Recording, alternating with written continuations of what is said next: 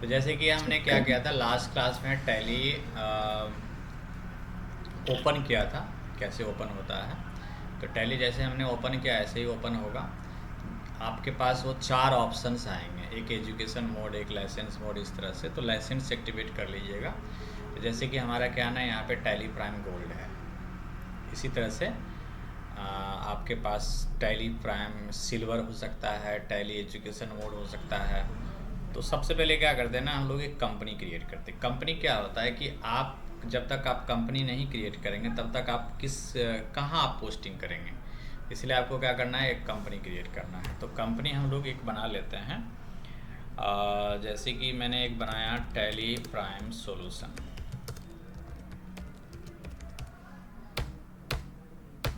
और यहाँ पर मैंने स्टेट ले लिया। बाकी आपको एड्रेस वगैरह जो भी होता है वो आपको डालना है। ये जो हमारा होता है फाइनेंशियल ईयर बिगिनिंग प्राइम होता है कि हमारा फाइनेंशियल ईयर कब से स्टार्ट हो रहा है, ये सब है आपका।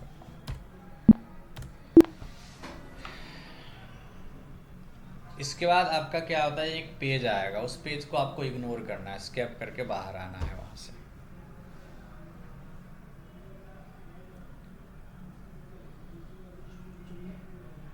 थोड़ा सा टाइम लगता है, डेटा वगैरह है ना। ये जो सॉफ्टवेयर हम लोग रिकॉर्डिंग वाला यूज़ करते हैं ना, वो काफ़ी हैवी है।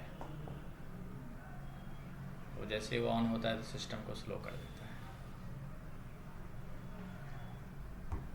क्लाउड बेस्ड सॉफ्टवेयर है। क्लाउड बेस्ड सॉफ्टवेयर नहीं है ये। क्लाउड बेस्ड सॉफ्टवेयर आपका 3.5 लाख रुपए में आएगा। एक्चुअली मेरा जो इंस्टॉल है मतलब हम्म, लैपी में अभी तो टैली प्राइम है हम्म। बेसिकली, लेकिन मुझे क्लाउड बेस के पर्पज से चाहिए था। हाँ, तो आपका देखो एक्चुअली क्या है ना, काम ऐसे ही होता है उसका भी। हम्म। बस डिफरेंस ये है कि उसका डेटा हमारा इस सिस्टम में सेव होगा, हम्म। क्लाउड वाला डेटा आपके सर्वर पे सेव होगा। सब ठीक है। बाकी काम ऐसे ही होता है। जैसे ये एस है, तो हम्म। एस का डेटा है ना पूरा आपका सर्वर पे सेव होता है। सिस्टम से कोई मतलब नहीं है। इसको मैं किसी भी सिस्टम में ओपन करूँगा तो वहाँ से हम इसको काम को रन कर सकते हैं। जैसे मुझे भी कोई एंट्री अगर पोस्ट करना हो तो इस तरह से हम आएंगे, और जो भी कंपनी बनी हुई होती है, जैसे अभी आप यहाँ पे कंपनी बनाओगे तो इस तरह से यहाँ पर हमारे पास जितने भी कंपनी बनी हुई होगी इस सर्वर के ऊपर। जैसे कि कोई कोई स्टूडेंट यूके से है, कोई जर्मनी से है, कोई हमारा बेंगलुरु से है, कोई मुंबई से है, पुणे से है, तो जितना बनाया हुआ है, ठीक है, वो आपके सारे डेटा यहाँ पे अवेलेबल है, सारे कंपनी कोड। तो ये क्लाउड बेस है। और ये जो आप देख रहे थे टैली में, जो आप टैली में देख रहे थे, ये आपका क्या है ना, सिस्टम में इंस्टॉल है। अगर ये लैपटॉप चोरी हो जाएगा तो फिर डेटा डिलीट हो जाएगा। तो क्लाउड बेस अगर आप लेते हो टैली, तो अभी जो लेटेस्ट जो आया है ना, आप 3.5 लाख रुपया उसका मल्टी यूजर का पैकेज का रेट है वो। तो इससे हमें एस्केप यूज़ करना है, ESC यूज़ कर लेना है, आपको बाहर आ जाना है। बाकी काम ऐसे ही होगा उसमें भी, ठीक है। बट डेटा का फ़र्क होता है कि उसका डेटा कहाँ से स्टोर होता है, इसका डेटा कहाँ स्टोर होता इसमें हमको है। बैकअप इंटरफेस लेना दोनों, पड़ता इंटरफेस है। पूरा सेम ही है। इंटरफेस चेंज होगा तो फिर कॉम्प्लिकेटेड हो जाएगा। इंटरफेस चेंज होगा तो फिर जो भी सीखा हुआ है पहले उसको भी फिर दोबारा सीखना पड़ेगा। तो इंटरफेस नहीं चेंज, इंटरफेस सेम है। बस उसका डेटा कहाँ स्टोर होगा, डेटा आपका उसका क्लाउड के ऊपर होता है, इसका सिस्टम में होता है। देखिए पहला हमारा ऑप्शन इस तरह से आएगा, टैली प्राइम सॉल्यूशन का, ठीक है। इसमें क्या है कि इसका यूज़ क्या है। ये मास्टर है। मास्टर के अंदर दो चीज़ें इंपॉर्टेंट है, चार्ट ऑफ अकाउंट इंपॉर्टेंट नहीं है। यहाँ आप कोई भी मास्टर क्रिएट कर सकते हो। ट्रांजैक्शन, ट्रांजैक्शन में क्या है कि आप पोस्ट कर सकते हो, लाइक आप जो भी सेल्स का, परचेज का, पेमेंट का, रिसिप्ट का, जो भी आपको डिटेल्स। ट्रांजैक्शन हाँ पोस्ट करना है वो करना है। जो भी आपने ट्रांजैक्शन पोस्ट किया वो आपको डे बुक में दिख जाएगा, ठीक है। ये है बैंकिंग। बैंकिंग मतलब हो गया आपका बैंक रिकन्सिलेशन से रिलेटेड। ये भी हम लोग सीखेंगे। यहाँ पे आपको कुछ करना नहीं होता है, इतने सारे में आप रिपोर्ट चेक करते हैं। जैसे कि आपको बैलेंस शीट का रिपोर्ट, या प्रॉफिट एंड लॉस का रिपोर्ट, या स्टॉक समरी का रिपोर्ट, रेशियो का रिपोर्ट, जो भी होता है यहाँ से हम लोग रिपोर्ट देखते हैं। तो इसमें क्या है ना, दो ही इम्पोर्टेंट है, एक क्रिएट और दूसरा वॉचर। क्रिएट में आप क्या करते हैं, बनाते हैं। कोई भी मास्टर क्रिएट कर सकते हैं। मास्टर क्या होता है, इंटर करेंगे। देखिए ये सब सारे मास्टर्स हैं। मास्टर्स को 4 कैटेगरी में डिवाइड किया गया है। एक है अकाउंटिंग मास्टर्स, दूसरा है इन्वेंट्री मास्टर, तीसरा है स्टेशनरी मास्टर, और स्ट्रेटजी डिटेल ये है। इसमें एक पेरोल भी आता है, जब आपका पेरोल कॉन्फ़िगर होगा तो पेरोल का भी एक मास्टर्स आएगा। अकाउंटिंग मास्टर में हम लोग क्या करते हैं, लेजर बनाते हैं, ग्रुप बनाते हैं, करेंसी बनाते हैं। अगर मैं अकाउंटिंग मास्टर का बात करूं तो इसमें सबसे इम्पोर्टेंट आपका लेजर ही होगा, क्योंकि ग्रुप क्या होते हैं ना, बने हुए होते हैं टैली में। ग्रुप आपको बनाने की ज़रूरत नहीं है। इन्वेंट्री मास्टर में आपको सभी के सभी इम्पोर्टेंट है। जब हम लोग इन्वेंट्री से रिलेटेड करेंगे, इन्वेंट्री मतलब क्या होता है, स्टॉक। जो हम जिस चीज़ का हम ट्रेडिंग कर रहे हैं वो हमारा स्टॉक होता है। तो इन्वेंट्री मास्टर में आपको ग्रुप भी बनाना है, कैटेगरी भी बनाना है, स्टॉक समरी भी बनाना है, ये सब आपको बनाना है। ये जीएसटी रजिस्ट्रेशन से रिलेटेड है, ये अभी इम्पोर्टेंट नहीं है। फिलहाल अभी हम लोग क्या करेंगे, यहाँ से बाहर आना है, इसके आप यूज़ करिए। ऑल्टर में भी आइएगा तो यही ऑप्शन दिखेगा, वहाँ से क्रिएट करते हैं और यहाँ से कुछ चेंजेस कर सकते हैं। सबसे पहले हमारा जो मेन पर्पस होता है ग्रुप्स को समझना। जब तक हम ग्रुप्स को नहीं समझेंगे तब तक हम अकाउंट्स क्रिएट नहीं कर सकते हैं। तो ग्रुप में जब मैं एंटर करता हूँ तो देखिए इतने तरह के ग्रुप्स हैं, ठीक है। इस ग्रुप्स को हमने यहाँ एक्सेल सीट पे समझाया हुआ था।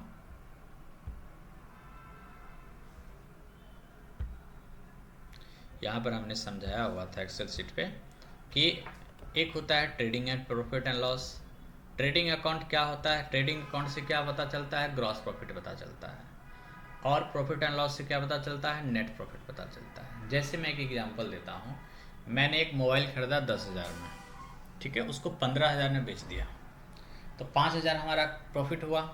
ये 5,000 रुपये आपका नेट प्रॉफिट नहीं है। नेट प्रॉफिट का मतलब होता है कि हमारा फाइनली हमारे हाथ में कितना हो सकता है कि आपने 10 वाले मोबाइल को 15 में बेच करके आपने लॉस भी हो सकता है आपका हुआ होगा। आपको पता नहीं है कि 5,000 रुपये हमें प्रॉफिट हो रहा है या लॉस हो रहा है।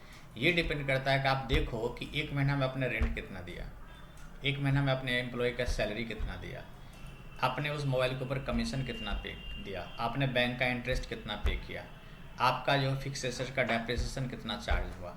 अगर आप ये सब कैलकुलेट करेंगे तो फाइनली आपको तब पता चलेगा कि हमारा एक्चुअल प्रॉफिट क्या आ रहा है।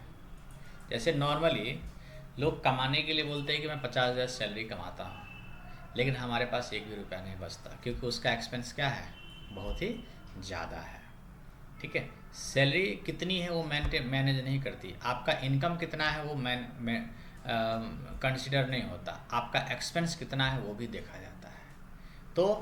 तो ये है कि ये इसमें जो भी आता है, ट्रेडिंग अकाउंट में जो भी आता है, इससे हम लोग जो आउटपुट निकालते हैं वो हमारा क्या होता है, ग्रॉस प्रॉफिट।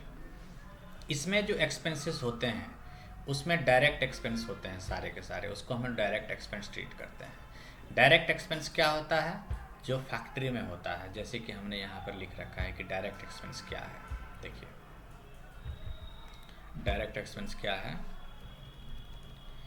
जो हमने कल बताया भी था, production related expense, factory expense, expense on purchase. इस तरह इतने तरह के अगर एक्सपेंसेस होगा तो उसको हम लोग कौन सा एक्सपेंस ट्रीट करेंगे, डायरेक्ट।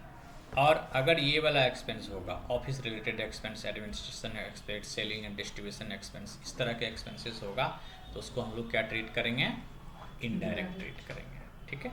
तो ये बहुत इंपॉर्टेंट है समझना कि डायरेक्ट कौन सा होगा, इनडायरेक्ट कौन सा होगा।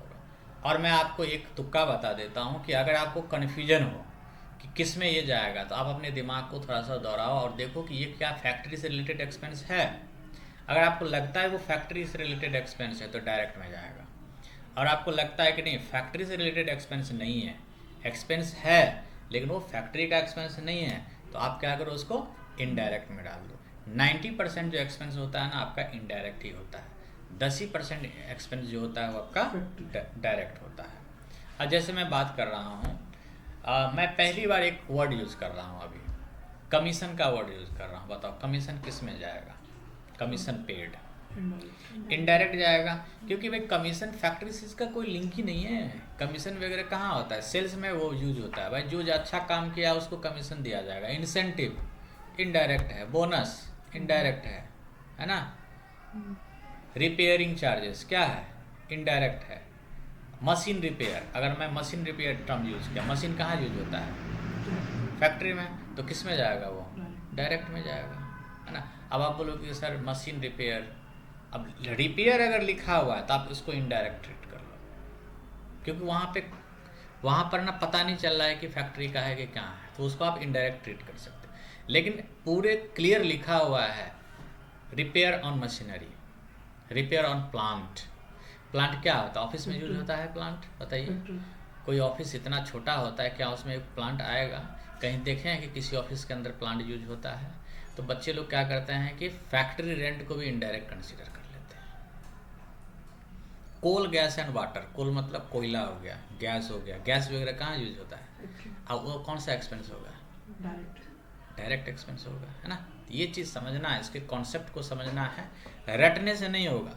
बहुत सारे स्टूडेंट बोलते सर एक लिस्ट दे दो मुझे डायरेक्ट इनडायरेक्ट का। अगर लिस्ट दे दिए तो फिर आप नहीं समझ पाओगे। तो देखिए ये वाला हमारा पूरा क्लियर हो गया, ठीक है। इसको मैं कर लेता हूँ हाईलाइट। बताइए डायरेक्ट इनडायरेक्ट में किसी को कुछ पूछना है? पावन, प्रिया, प्रीति, ओके। अब हम थोड़ा सा ना आते हैं फिक्स एसेट्स और करंट एसेट्स बात करते हैं।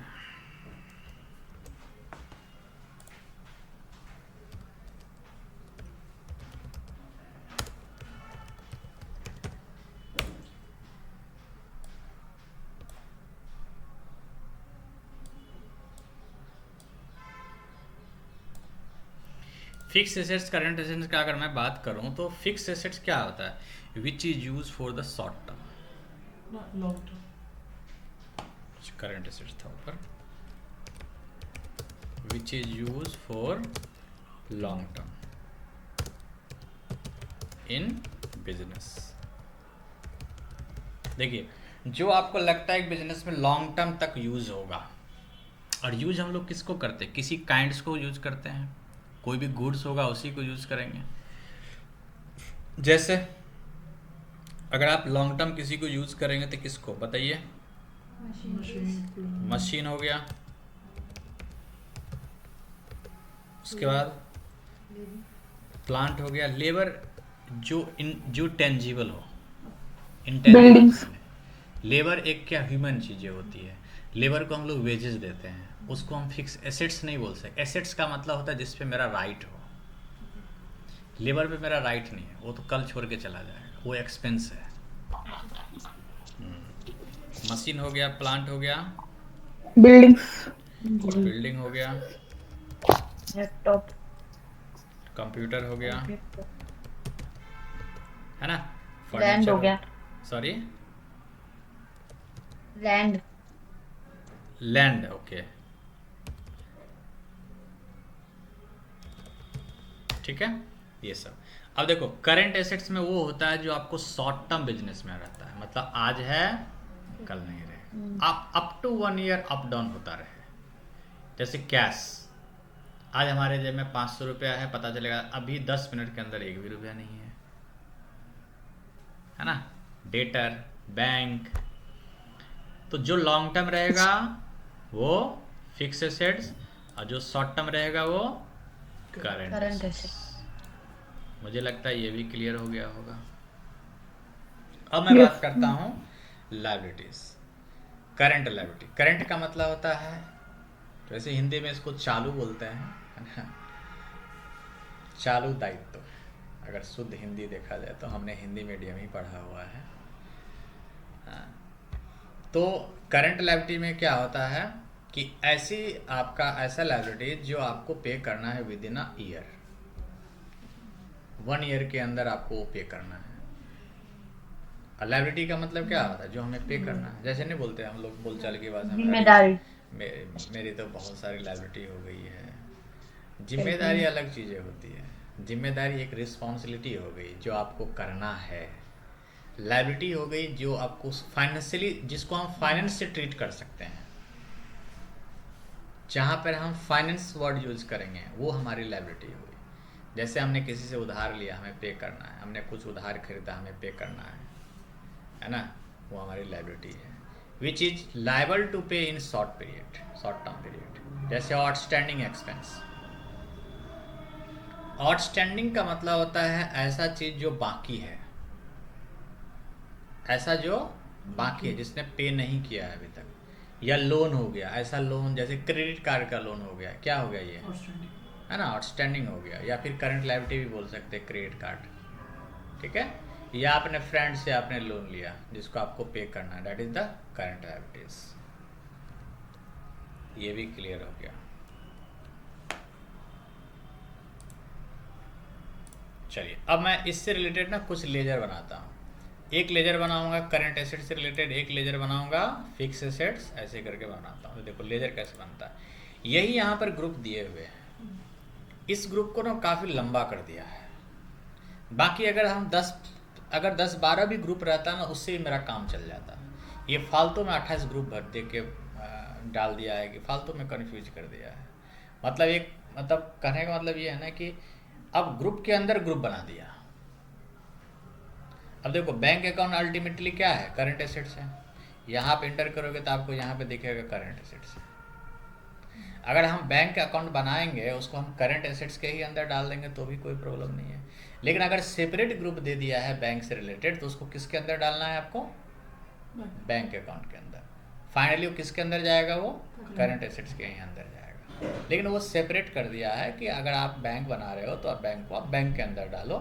अगर आप करंट एसेट्स भी लेते हो तो कोई गलती नहीं है, कोई आपको रॉन्ग नहीं कर सकता, ठीक है। इसी तरह से अगर हम बात करें कैश इन हैंड का, तो कैश इन हैंड भी किसका पार्ट है, करंट एसेट्स का। लेकिन आप कैश अकाउंट बनाओगे तो डायरेक्ट करंट एसेट्स में मत डाल देना, उसके लिए अलग से एक ग्रुप बना हुआ है ना।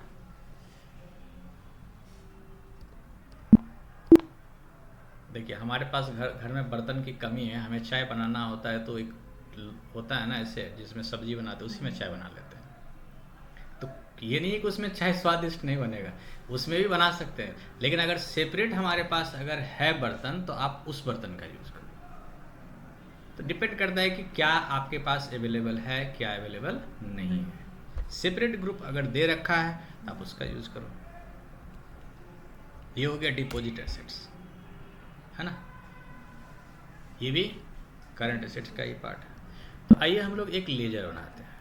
लेजर बनाने के लिए आपको जाना है क्रिएट में और फिर आना है लेजर। देखिए सबसे पहले हम बनाते हैं कंप्यूटर अकाउंट। ये अलाइस होता है, इसका कुछ अगर दूसरा कुछ नाम है, जैसे उपनाम होता है, निकनेम होता है, कंप्यूटर का कोई अगर दूसरा कुछ नाम है तो आप यूज कर सकते हो। ये होता है, ये नाम यूज होता है खासकर कोई पार्टी वगैरह है ना, जैसे घनश्याम जी ब्रदर्स है, उसको घनू के नाम से जानते हैं।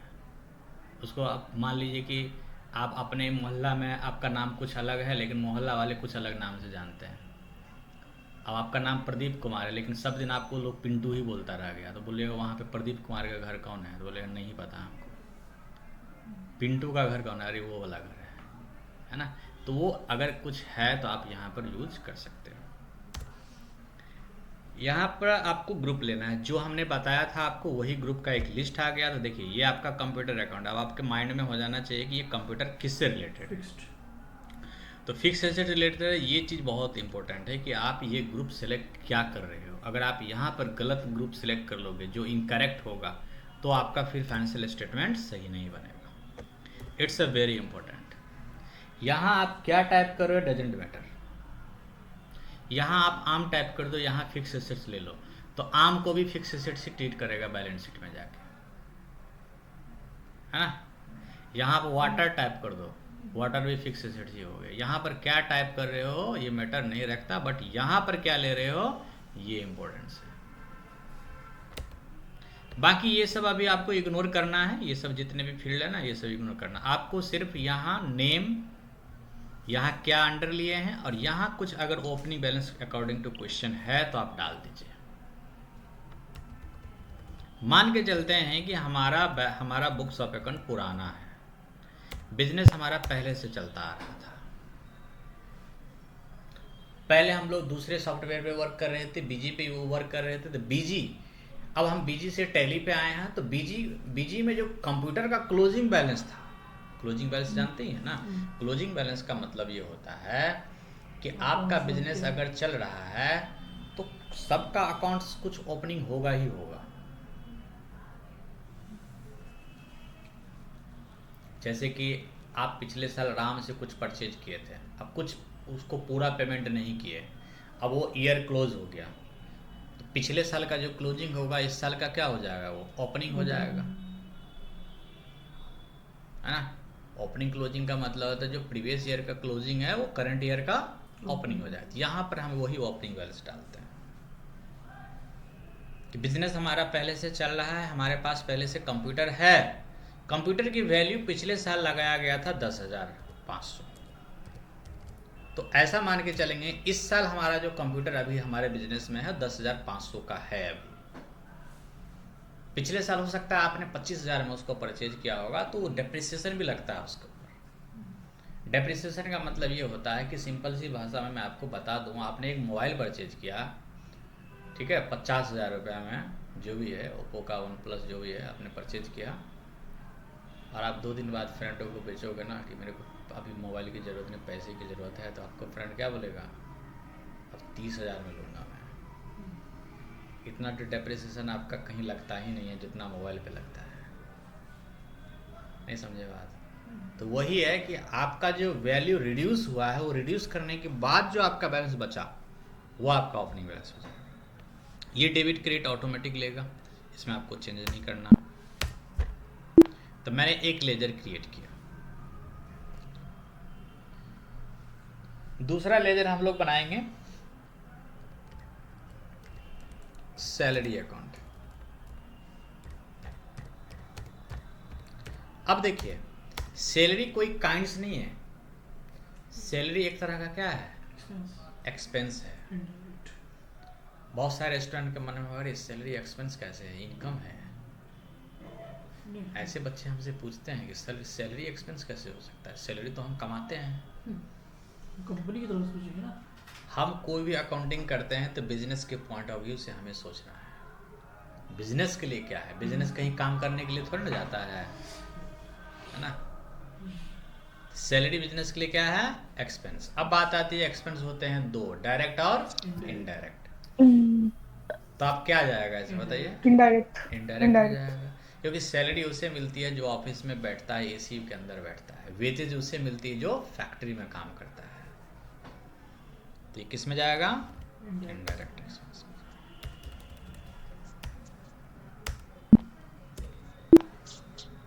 मान लीजिए कि 13,000 ओपनिंग बैलेंस है सैलरी का, ठीक है, मैंने डाल दिया।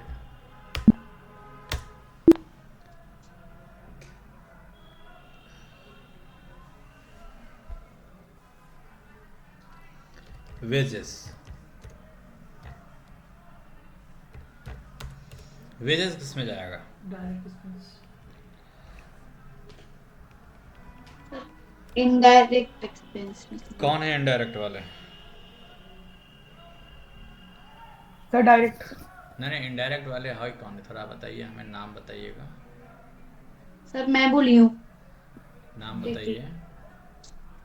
प्रीति, हम्म। हमें समझाइए इनडायरेक्ट में क्यों जाएगा। सर वेजेस है ना, वो लेबर है तो उनको मैन्युफैक्चरिंग के बाद दिया जाता है ना हाँ फी। हाँ, तो मैन्युफैक्चरिंग से रिलेटेड एक्सपेंस हमने आपको कब पढ़ाया कि ये इनडायरेक्ट में जाएगा, मैन्युफैक्चरिंग से डायरेक्ट में जाएगा। नहीं नहीं, हम ये बोल रहे हैं ना, हमने आपको ये कब जी। पढ़ा दिया कि मैन्युफैक्चरिंग से रिलेटेड एक्सपेंस आपका इनडायरेक्ट में जाएगा। नहीं पढ़ाया होंगे, मुझे लगा मैं बोल दी। नहीं देखो, हमने अभी 10 मिनट पहले समझाया है। Hmm. Factory related expense, production related expense, expense on purchase, ये सब डायरेक्ट में जाएगा। इसको अच्छे से समझना है। अगर आप मान लीजिए टैली सीख लिए और किसी सीए फॉर्म में गए और ये इनडायरेक्ट और डायरेक्ट में अगर आपका कन्फ्यूजन हुआ, आप टैली में कितना भी एक्सपर्ट्स हो तो आपको भगा देगा वो, है ना। इसीलिए इसको अच्छे से पढ़ लीजिए। जहाँ तक होता है तो अकाउंट्स का 11th का बुक अगर किसी के पास है तो उसके बुक को मंगा करके फाइनल अकाउंट जरूर पढ़ लेना, जिसके अंदर आपको ये बैलेंस शीट वगैरह पढ़ने को मिलेगा आपको।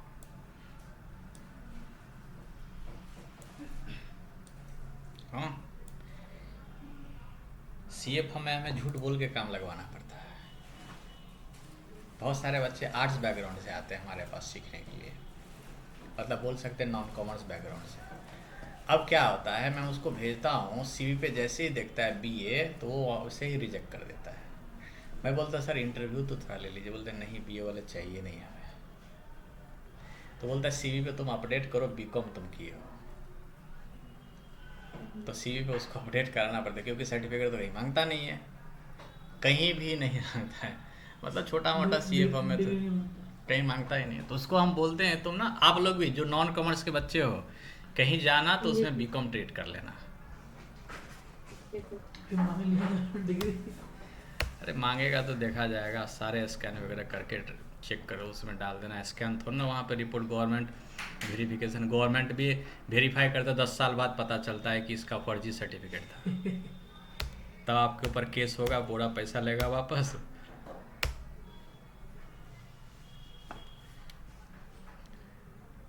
यहाँ पे हम कुछ ओपनिंग बैलेंस ले लेते हैं। सैलरी और वेजेस में जो सपोज आपने पहला जो लेजर बनाया है तो कंप्यूटर बनाया, उसका मुझे समझ आया कि आपने 25 का लिया और आपका 10,500 बकाया है, तो वो आपने एज अ ओपनिंग बैलेंस लिया। सैलरी एंड वेजेस पे आपने मतलब ओपनिंग बैलेंस के देखिए ऐसे ले लिया, मान लीजिए कि हमारा बुक्स ऑफ अकाउंट क्लोज हो गया, वैसे तो ये आउटस्टैंडिंग होना चाहिए, न्यू ईयर के आ रहे हैं, लेकिन हम उतना डीप नहीं जा रहे हैं। ऐसा मान के चलते कि पिछले साल का बकाया था वो, है ना, तो हमने नहीं दिया है, पे नहीं किया है अभी तक, है ना, ये चीज़ है। वैसे नहीं जो पे होता है वो आउटस्टैंडिंग हो जाता है, लेकिन हम वो आउटस्टैंडिंग वाला ट्रीट करेंगे तो थोड़ा सा कन्फ्यूजन हो जाएगा, इसीलिए अभी हमें उसी में ले लेता हूँ। ये हमने बना लिया। अब हम लोग आते हैं अभी तक में कुछ क्वेश्चंस है तो पूछ सकते हो आप लोग। जैसे कि हमने एक बनाया फिक्स एसेट से रिलेटेड, एक बनाया हमने डायरेक्ट एक्सपेंस, इनडायरेक्ट एक्सपेंस। अब मैं बनाता हूँ एक करंट लायबिलिटीज।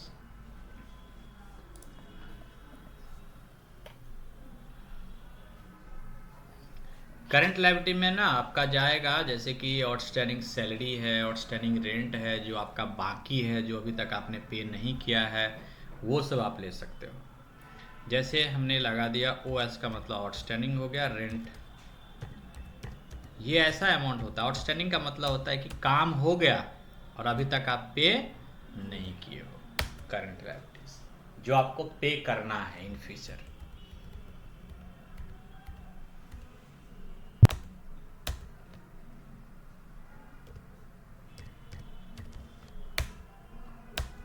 ठीक है, देखिए ऑटोमेटिक सीआर आएगा इसमें।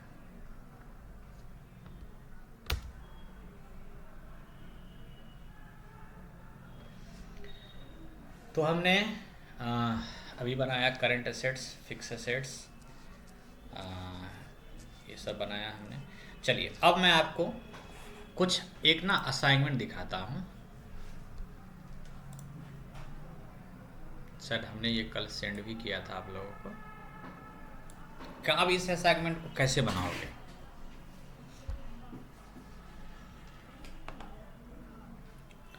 ये तो आपका इंट्रोडक्शन है कि कैसे टैली ओपन करेंगे, लेजर कैसे बनाएंगे, यहाँ पर गिवन है, और यहाँ से आपका असाइनमेंट स्टार्ट होता है। जैसे कि अगर मैं असाइनमेंट नंबर 1 करवाऊँगा अगर, तो आपको क्या करना है, एक कंपनी बना लेना है। जैसे कि मैंने यहाँ पर एक एग्जांपल दे रखा है, मैंने अपना नाम ले लिया और यहाँ पे डेट ले लिया। तो ऐसे ही आप एक अपना कंपनी बना लो। बैक आओ,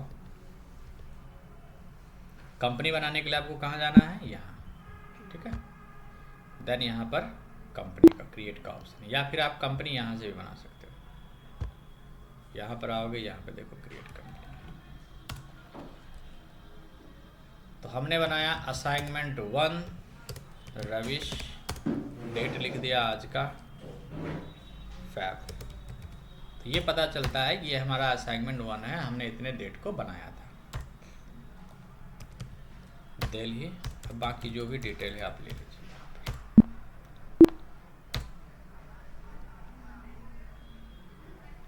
अभी हम लोग बेसिक चीज़ें समझ रहे हैं। अभी हम लोग क्या करेंगे, स्टॉक को लेजर को अपलोड करेंगे।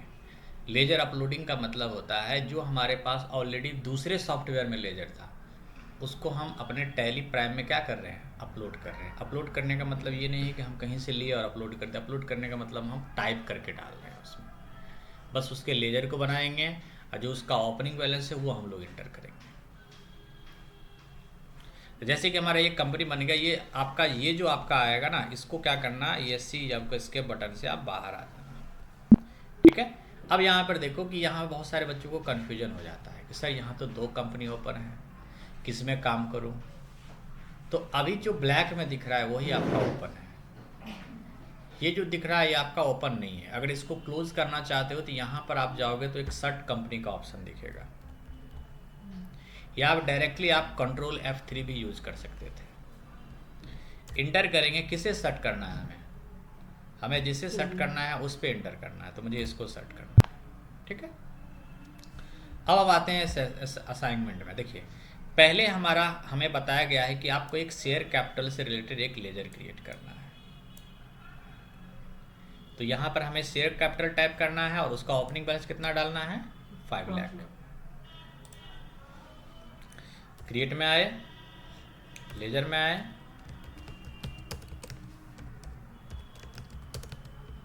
देखिए शेयर कैपिटल अकाउंट होता है जो बिजनेस के ऑनर बिजनेस में पैसा लगाता है, वो होता है capital. Capital is the capital. Capital क्या है, कैपिटल है एक तरह से। कैपिटल मतलब बिजनेस का ऑनर एक तरह से समझ लीजिए। तो कैपिटल रहे लिखा रहे या शेयर कैपिटल लिखा रहे या फिर शेयर होल्डर फंड लिखा रहे, वो आपका कैपिटल अकाउंट के ही अंदर जाएगा। इसमें कोई कन्फ्यूजन नहीं। यहाँ आप जो ऑनर है उसका आप एड्रेस ले सकते हैं, नेम ले सकते हैं, जो भी है ना। बाकी अभी हमने बताया कि आपको ये वाला देखना है, फिर यहाँ क्या लिए हो ये देखना है, डायरेक्ट आ जाना है आपको। यहाँ बीच में क्या ऑप्शन है अभी आप उससे इग्नोर करो, इंटर करो, इंटर करो, यहाँ आ जाओ, ठीक है। यहाँ पे 5 लाख आपको टाइप करना है, 1 2 3 4 5, ठीक है।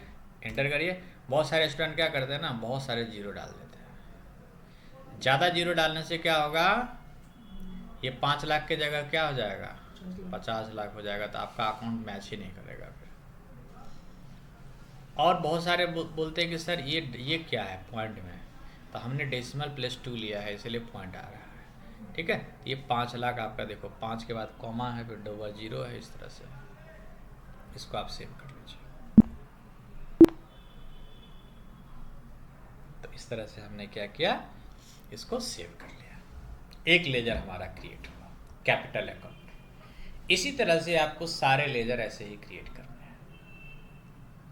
सेकंड जो हमारा लेजर होगा वो होगा कैपिटल रिजर्व, ठीक है। कैपिटल रिजर्व यहां पर आप टाइप करिए,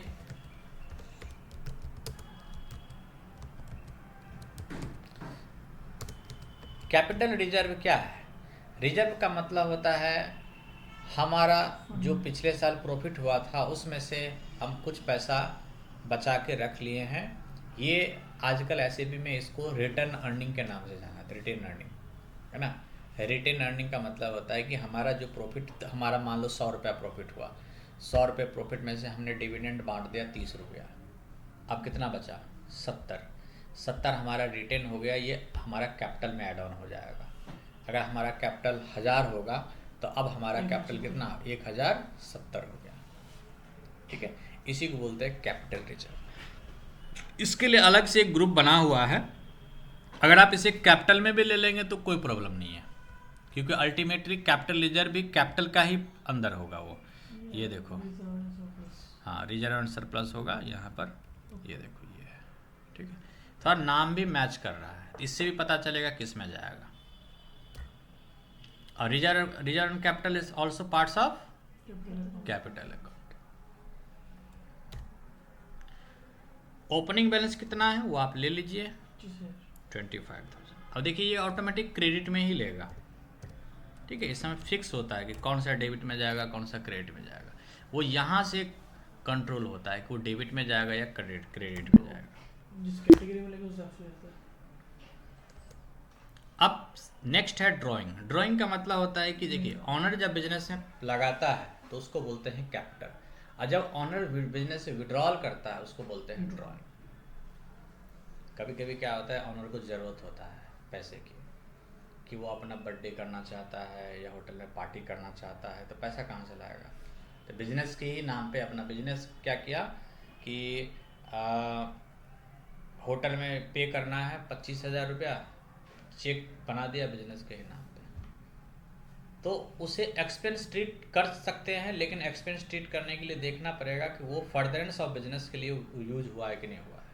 अब अगर ऑफिस का पार्टी कर रहे हैं तो आपका स्टाफ वेलफेयर हो गया, तो वो बिजनेस का एक्सपेंस माना जाएगा। लेकिन अगर आप बर्थडे पार्टी कर रहे हैं खुद अपना, तो वो वैलिड नहीं होगा। इसीलिए जब ऑडिटर ऑडिट करता है तो बिल देखता है कि ये किससे रिलेटेड है एक्सपेंस, है ना। तो आप तो चलो 5,000 10,000 आप छुपा सकते हो, एक्सपेंस को दिखा सकते हो, 2 4 25 30 हज़ार तक दिखा सकते हो। लेकिन कहीं अगर बहुत बड़ा अगर आपने पार्टी किया जहाँ पर आपका 5-7 लाख रुपया खर्चा हुआ, मान लो ऑनर ने अपने बेटी का शादी में क्या किया, 10 लाख रुपया होटल बुक किया, वो बिजनेस के एक्सपेंस में नहीं दिखा सकता, उसका ऑडिट हो जाएगा, है ना। 2 4 5 हज़ार 10 हज़ार चल जाएगा, 1 लाख तक चल जाएगा, वो एक्सपेंस आप ट्रीट कर दीजिए। तो यहाँ पर हम लोग करते हैं ड्राइंग।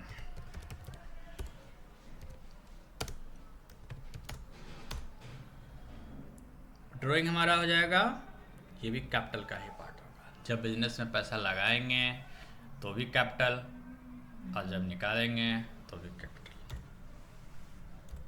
लेकिन इसका जो बैलेंस होगा ना, वो क्रेडिट की जगह क्या कर देना है, इसको डेबिट, उल्टा मतलब विड्रॉल हो गया। ये इंटर करिएगा इसको, सी को डी, बस देख दो ही में चेंज किया जाता है। दो ही ऐसा लेजर है जिसमें डेबिट की जगह क्रेडिट या क्रेडिट की जगह डेबिट चेंज किया जाता है, एक ड्राइंग में और एक प्रॉफिट एंड लॉस में। बाकी समय पहले से फिक्स रहता है।